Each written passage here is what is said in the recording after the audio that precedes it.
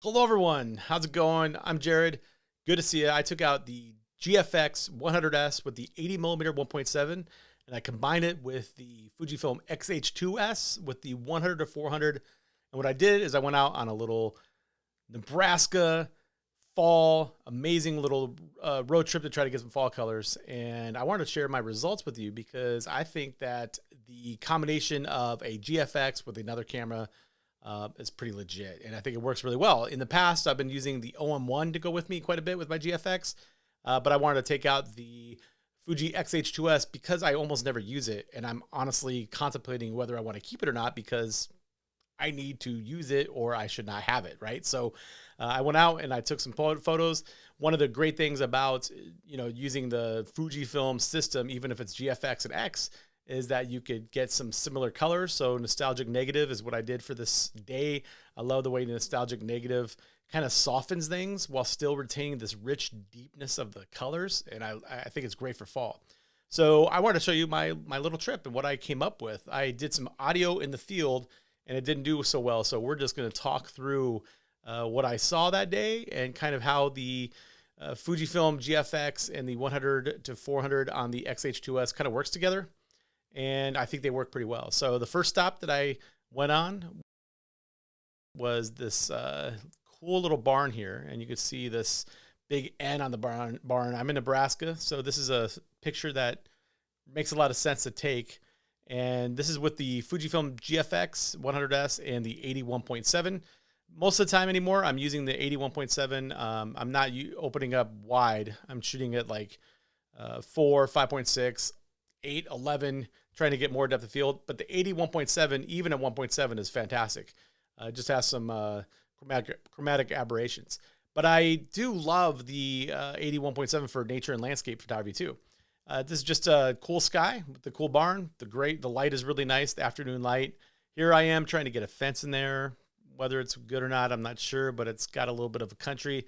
I like the way the fence on the one left balances out some of the tree and the windmill on the right. So not too bad. This one's okay, just a different angle. I'm getting to the front of the barn so you can see the N a little bit more prominently.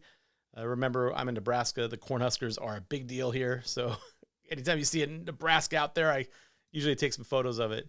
And just a couple different compositions. I've got that fence post on the right. There was really no shot where I could get fence posts together to kind of frame the barn. They were just too far apart. And I did the 6-shot panorama, which is a ton of resolution. It's crazy. If you go in, you can see my shots right there. And Lightroom, I just had a Lightroom combine them. And then we get this shot right there. And it's a cool shot. I like it. It's got a million... It's crazy. So many megapixels of resolution. However, it's pretty unbalanced over here. So what I might do one of these days is put I'm next to a tree trunk or something like that and blur it out so it looks like it's really close to the camera. And that might help balance things out, but I'm not even sure if it's worth that time. I also wish that the windmill was facing me so we could see that a little bit more prominently. It would really make a big difference. And I could probably go in and mess with that a little bit and change that. I have tons of windmills. I can make it so it was looking like it was in the front, but I'm just not quite sure if it's worth it. But the GFX, if you zoom in, like I'm just doing right now, there's just a ton of resolution. And when you look at that whole scope of the image, to be able to get in pretty close and see individual leaves like this is always stunning. And it's one of those things where the GFX has never gotten boring to me. And I look at the photos almost every time I go out, and I'm in awe of them and what you could do in editing. And if you wanted to see, this is the before and after and quick little edits on something like this. I already did one pass through on editing these. This is my second time through. So I thought we would show you some of my decisions as I go along. This one is with the 80mm with a 65 by 24 crop. It's that X-Pan crop, and I think that looks pretty cool. That's pretty nice. And just a couple variations of this tree that I thought looked good. I have that bark, the tree bark right there, surrounded by yellow everywhere, which is neat, yellow and green. And then this one is another, this one is the 65 by 24. I'm sorry. This one is just a general crop. But I wanted one where the tree trunk was in the middle. This one's kind of cool, except for I don't like all of this dead stuff. Just kind of these branches. I don't know if I would work too hard to get rid of that because it's all the action's right here anyway. I might just change that crop instead of, let's just do that now. Instead of the 65 by 24, we're going to just go in, and we're going to change that crop to be something like that. Is that cool? Then is that too much like that one? Nah, it's a little different. I still like that one, except for all this junk. But anyways, when you're shooting like this, and I'm using, what am I using? 7.1. The 81.7 on the GFX is just incredible. There's just no flaws pretty much anywhere in the photograph. Another quick word about the GFX with the 80 specifically, there's almost never any vignetting. And so it's a beautiful stitching lens, because one of the things that you don't want to do with stitching is if you're using a lens with a lot of vignetting, Lightroom or Photoshop or whatever you're using has trouble putting those together, or at least it'll put them together, but you'll see these kind of parts of the photographs that has dark parts in the skies and stuff. But with the 81.7 on the GFX, it just is always nailing that. And then you don't get any vignetting. It looks awesome. Over here, I've got this cow, and I was shooting this barn right here and realized that the star of the show was probably this guy, right? So I was shooting, and I looked over, and this cow was checking me out, and she was very beautiful and just eating this little bits right there. This is with the X-H2s and the 100 to 400. You can look at my before and after, and I really added a lot of oranges and yellows. Warmed it up quite a bit, maybe a little bit too much. I'm not sure. I kind of like it this way. The cow still looks pretty good. The field looks decent. It's just in those trees look kind of golden. I like the golden feel, a little bit more like fall. This one I missed. I think I used the 81.7 on this one, and it's a decent shot, but not enough color. I think that we could have done better with a little bit more color in there. And actually, let's warm it up. That's too yellow everywhere. I'm not sure about this. If I go into the yellows and increase the yellows, no. We're just going to keep it as is.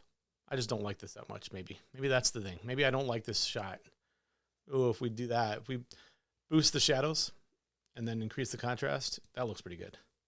All right, that looks a little bit better. I think I missed the story. The story might have been a little bit, had to do with this horse trailer. I should have included that.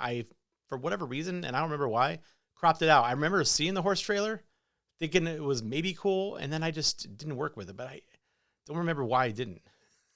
Who knows?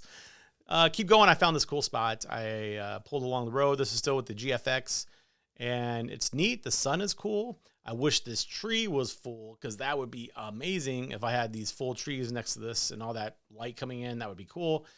But you can see me working with this. Trying to horizontal and vertical, but not very happy. And then I step back. Now, one of the things that everyone always tells you to do, and I forget to do myself, is to walk around the scene if you can. And I step back down into the road a little bit back. And of course, I saw new composition ideas that are way better than my original. So that is not nearly as cool as that. Way cooler. Here's me just experimenting. This is with the 81.7 at 1.7. I am focused on the barn right there, and it really blurs the foreground, right? So if you go in and look, the barn itself is amazing. I think that's, I'm lying. That's at 6.4. I shot something at 1.7. Oh, it's coming up. It's coming up. So it just looks awesome. I love this. But I wanted more of a canopy here. You can see right here, I'd like a little bit more. And so I did this stitch. It's a 5-shot stitch. If I click on that, you could see my stitch process. And what I do is I just focus. I put my camera, my GFX in manual focus. I focus on the barn, and then I just shoot a series of photos from left to right. I don't use a tripod or anything like that. You know what? That's kind of a cool shot by itself with that tree. Anyways, we'll go back to that. The problem with this photo is, although it's cool and you can print it like 50 feet if you want to, this sky is a little bit too blank and it's a little bit unbalanced. So I could do two things. I could leave it as is, which is not too bad. It's just kind of unbalanced over here. I could crop it so it's a little bit like this. That's a better story, right? That's a lot more balanced. That's pretty cool. I could also go in and I could go and right click on this, and then we could edit it in Photoshop. And so in Photoshop, what I'll do real quickly, depending on, it's got to download this sucker, doesn't it? Oh, I forgot. It's got to download all these images. I don't have my drive hooked up to Lightroom right now.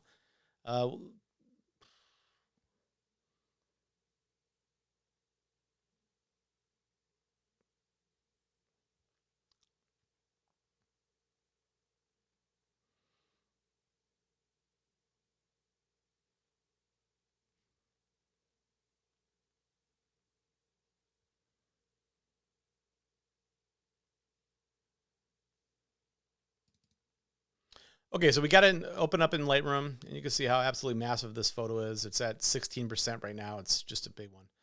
And I'll go to Image and Edit, Sky Replacement.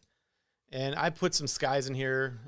I've got some GFX skies, so it matches the resolution. Otherwise, it'll stretch stuff out.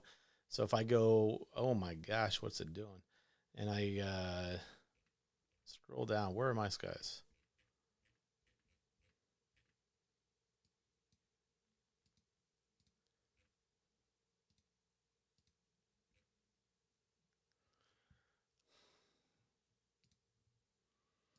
So let's just look at this sky. And as you can see, that's kind of a cool sky, but the light is on the wrong side. I could flip that. So we're going to flip it. It's going to take a second because that's a big sky, and that's quite a bit better. And then we'll warm up that sky. Okay, that is now pretty wicked. And it looks like the light should be coming mostly from the right side. The light here is coming this way from left to right, and it looks like the light is coming in this way. It might be at a different angle where the sun might be, but you know what? Not a big deal. But that's pretty wicked. That's pretty cool. So I could have two versions of this, one that I kind of crop closer, and then one where the sky becomes part of the photograph. I like both versions. Pretty cool. Moving on, just found this cool old abandoned farmhouse. Not a great photograph, but I like it still a little bit. You know, everything's in too much shadow. The reason why I took this photo is the light right here is just good enough to keep, I think, for this photograph. My long-term project is to get a bunch of these kinds of photographs, the abandoned Midwest, and to put a book together. So that's why I shoot these things all the time, even though they almost never sell. That's okay.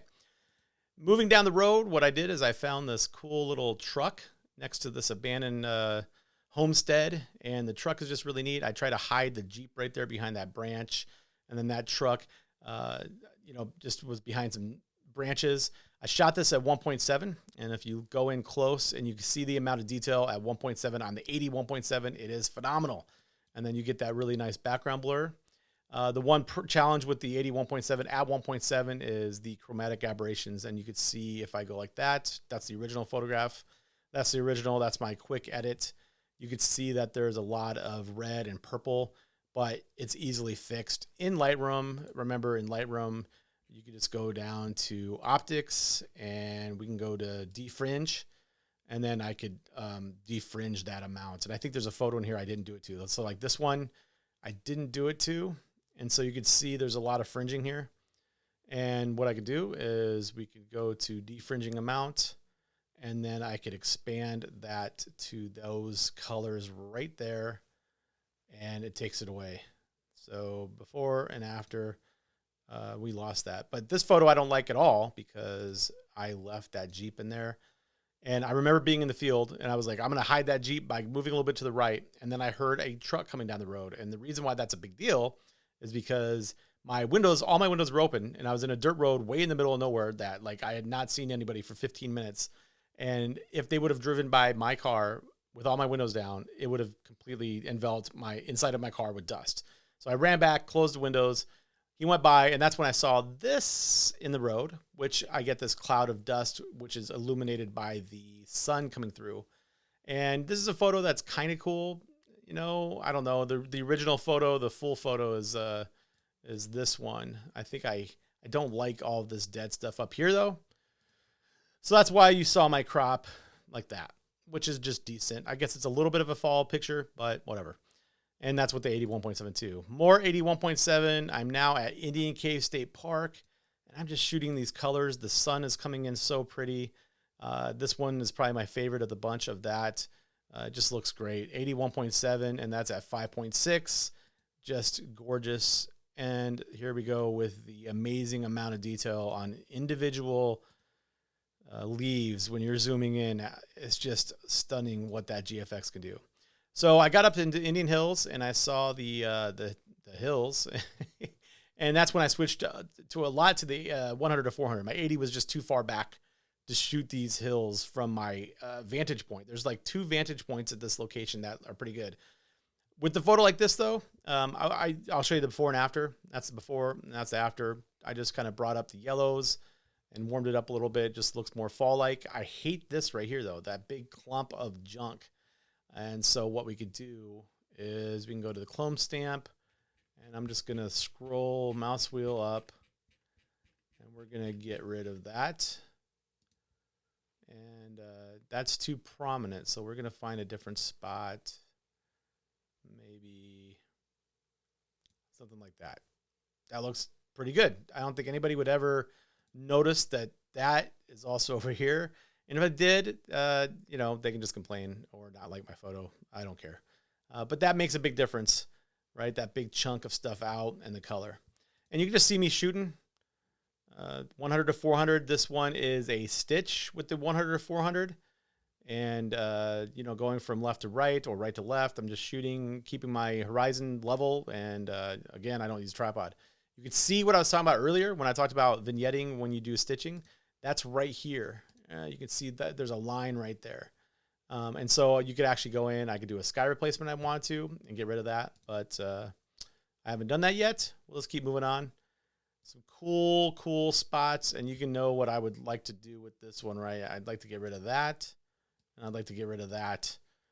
Those are just ugly. Let's try real quick. Let's go back to the tool. We're going to lower that feather. And we're going to click that spot. And I'm going to choose a different one. I'm going to go something like that. You would never know.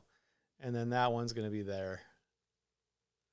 Yeah, again, you know, because you saw me do it, you know exactly what happened. But otherwise, there's so much visual chaos here. There's so much going on that you don't really see it. This is the before, and that's the after. Looks a lot better with those trees filled in. That's pretty sweet. And I noticed this tree right here, and I think that tree is somewhere. Can I find it here, or did I find it somewhere else? This tree right here, this yellow one, is just legit. That thing is cool. And I kind of focused on trying to frame that and get it in different ways, get the water in there. But again, there's this dead spot right there, and we'll get rid of that like right there. That's about right. Maybe we'll do it over here. Or like right there. I got to get part of the water in the top part of it. That looks decent. Again, no one's ever going to see those that are the same, but before and after, it looks better with that little bland spot. Another stitch, lots of cool detail, lots of cool colors, and I just got obsessed about this tree. You can see me messing with it, putting it in different places, doing a lot of cool stuff, I think. I don't like this one. And this one's kind of neat with the framing. So I'm framing the scene with the trees here. Kind of cool. We're back to the GFX now because these were all those were the 100 to 400. And once again, you know, decent shot. I got these tree trunks and the greens and the yellows. Here I am playing around just with trying to get that stream of light on those leaves, which looks pretty cool. So that's, let me see. That one is at 2.8. And I just kept everything. This is unedited, I'm pretty sure. Yeah, this is unedited. Yeah, let me double check that. Oh, I just boosted the whites. And then this one, I kept all the settings the same except for turned it up to 1.7. And you could see that even at 1.7, all the detail is just right exactly in that spot where I focused. You could probably use a little bit of sharpening. This one, we'll go to effects, and we'll just add the texture. Look at that. Beautiful. So that's pretty cool. I kind of like that better than that one, even though that's more dramatic. Just working with the colors here, work with the colors. Another variation of this one, just vertical, and try to use these 3 trees to kind of give us some lines to work with in the photo too. So, and then I found some water. Indian Cave State Park has some rivers and lakes and stuff like that, and just worked with reflections. And these are all with the 100 to 400 too, or most of them are with the 100 to 400. Working again just to try to find some cool different colors, some different patterns, some shapes, and some forms. Water is a really cool thing to work with. This is one of my favorites. You can see the before and the after. And when you zoom in, you get these cool, super cool patterns and just almost like bubbles. And how neat is that, right? This is one of those things. And the reason why you can see the number 2 right there is I denoise this. So if I go in there, this is the original. And this is at ISO 400. And you can see that there's grain in there. So the X-H2s is not the best at the ISO performance, but luckily Lightroom has an amazing denoiser and it just looks fantastic. I mean, that looks like there was never any noise in there ever. I love that. So, you know, I'm going in. Oops, I skipped a bunch. Just messing around with the variations. I use these sometimes for textures, and I will also just have these available as abstract, colorful photographs for people. And you can see me messing around. This one looks more like a painting almost, right? That's kind of cool. I didn't denoise that one. This one I denoised, and that one I denoised. And I also added some blue into the corner. You can see my original was mostly green. And because of that yellow, I thought it'd be nice to add a little bit of blue. So I threw some blue on a gradient up there. I think it works from that blue going into the bright yellow light. And more variations, 100 to 400, just focusing on some different things. I probably took like 50 photos and narrowed it down to those.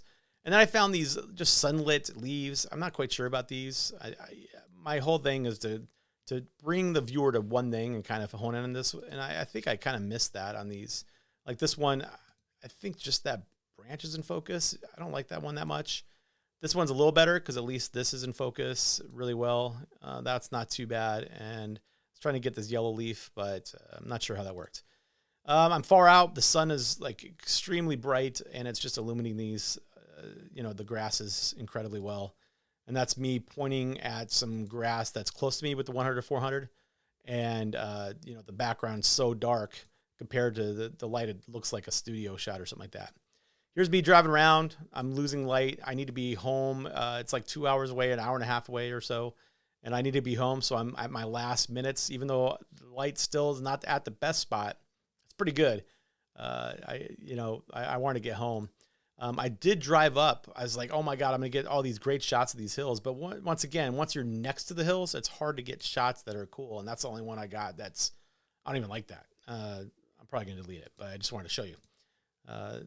Then the night is ending. I'm on the way home. And I pull over real quick just because the sky looks so cool.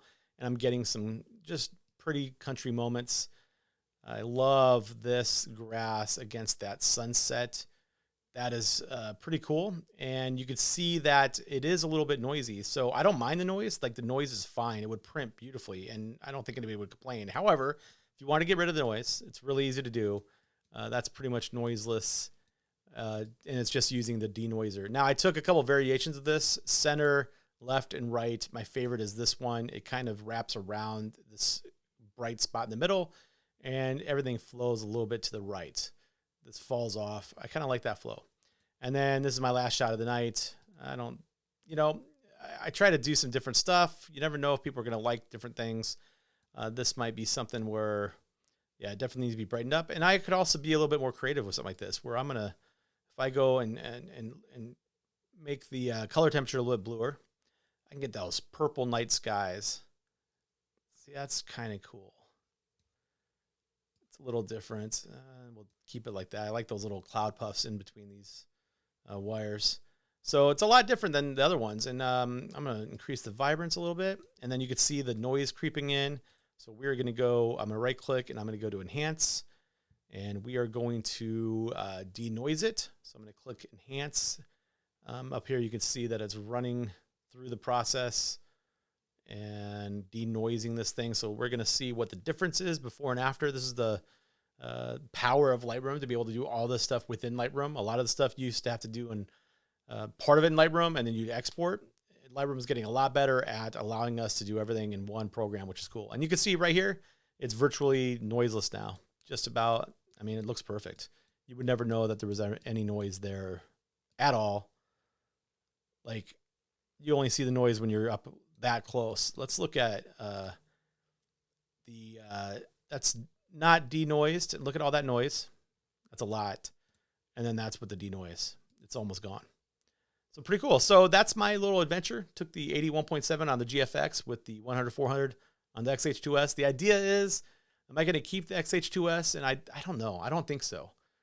I think that I don't do enough video. Like, I've really kind of devoted myself recently in the past part of this year, the latter half of this year, I devoted myself to really focusing on still photography and not doing YouTube videos as much, because it is a distraction when I'm out there and I'm trying to shoot something and I'm trying to get video of it, and I'm trying to get video of me shooting. And you know what? I've really, as a photographer, I'm trying to sell my images, right? So if I'm focusing on making high quality, fantastic images that stand alone, it takes away a little bit to do my video. So that's why I haven't been doing videos nearly as much. And also, I don't want to make gear videos anymore. Not totally just about here's a gear and here's why you should buy it. I don't want to sell anything. I just want to, maybe for people that have some of the lenses, maybe to get ideas for it, how I use it.